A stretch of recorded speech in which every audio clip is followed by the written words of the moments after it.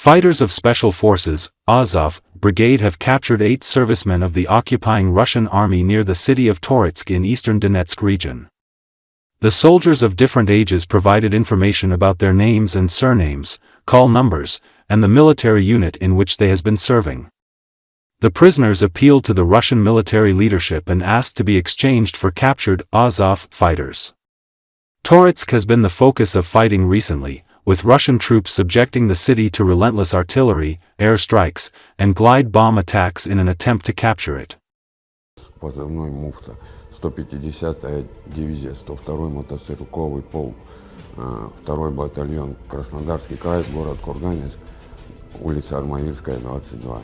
Я Кузьменко Сергей Анатольевич, 22.07.1971 года рождения. Проживаю город Ярославль, улица Нефтяника. 150-й дивизии, 102-го мотострелкового полка, 2-го батальона, рядовой стрелок. Я Николаев Павел Сергеевич, 16.08.1989 года рождения, город Волгоград, улица Бахтова, 31, квартира 23, 150-я дивизия, 102-й мотострелковый полк, 1-й батальон, рядовой стрелок. Я Латухин Евгений Максимович, 16.12.2002, Волгоградская область, город Краснослободск, улица Крупская, дом номер 11, 150-я дивизия, 102-й полк, 1-й батальон, рядовой стрелок.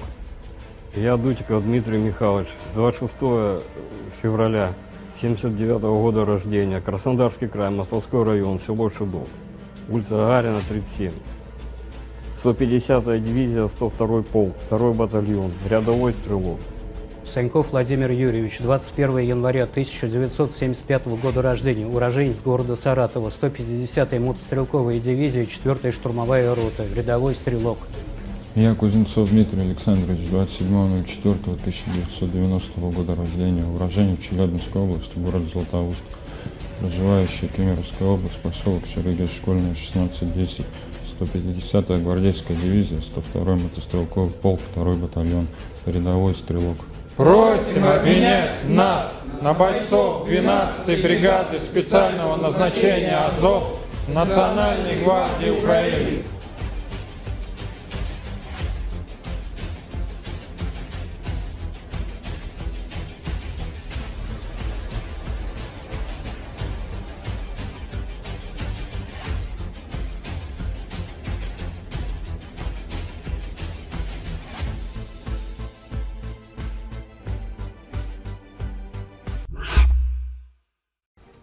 Ukrainian political scientist Andrei Zolotarev, in conversation with Glavred website, explained what Russia is counting on in its summer offensive, why capturing 4 Ukrainian regions is an impossible task for Russian troops when a truce will be possible, what will be Kiev's most compelling argument in the negotiations, and how Ukraine is getting on the Kremlin's nerves. Putin is in no hurry to reach a truce because the Kremlin is convinced that military fortune is on their side, that Russia is winning, that in a few more months they might be able to take Pokrovsk and Konstantinovka and then dictate the terms of peace from a stronger negotiating position, he said.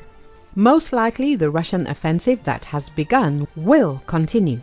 Russia will also continue massive missile and drone strikes, not only on military but also on civilian targets. But the situation may change in the fall. Some experts believe that a truce may be reached in the fall. Note that Polymarket Forecast Exchange, which accurately predicted the results of the US presidential election, is less optimistic about the possibility of a truce in the near future.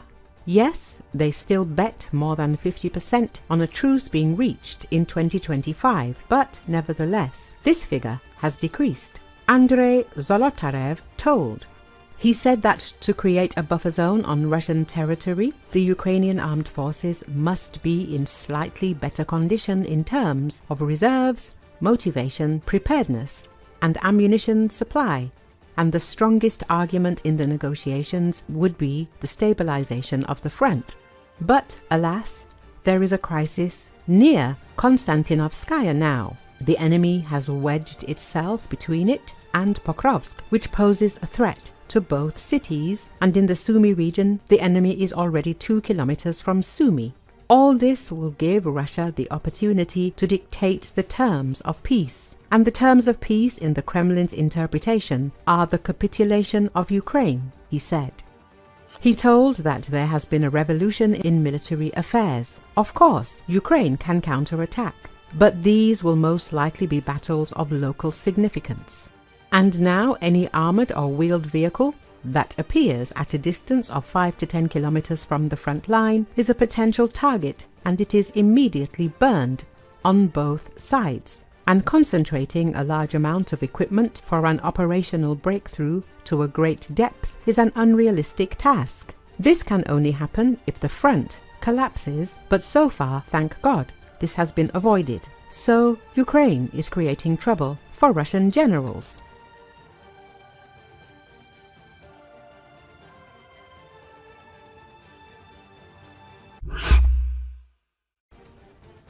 The forces of the Russian invading troops may run out in the Sumy region faster than they can advance to the regional center. Such confidence was expressed on air by the co-founder and executive director of the Ukrainian Center for Security and Cooperation, Dmitry Zmailo. In his opinion, in the near future, the Russians have no chance of breaking through directly to Sumy. Yes, they have a numerical group there, it outnumbers our troops.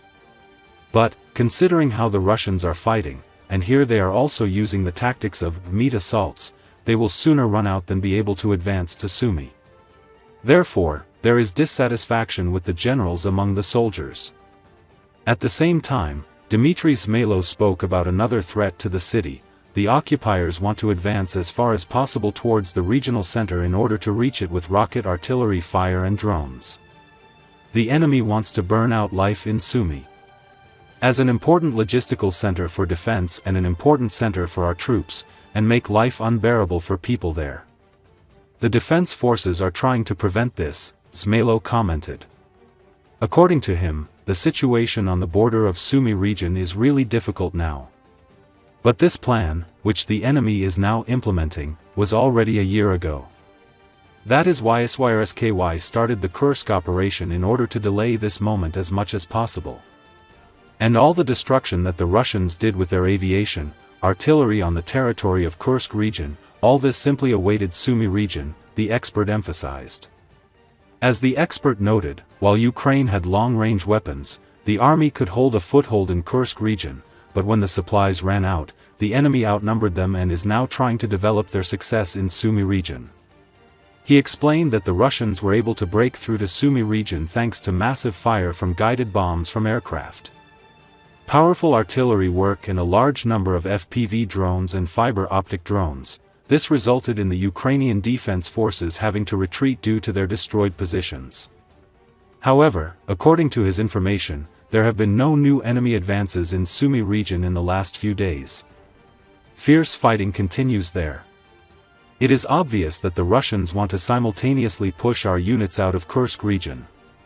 But Ukrainian forces are hitting the logistics of the Russian Federation and trying in every way to slow down the occupiers' advance.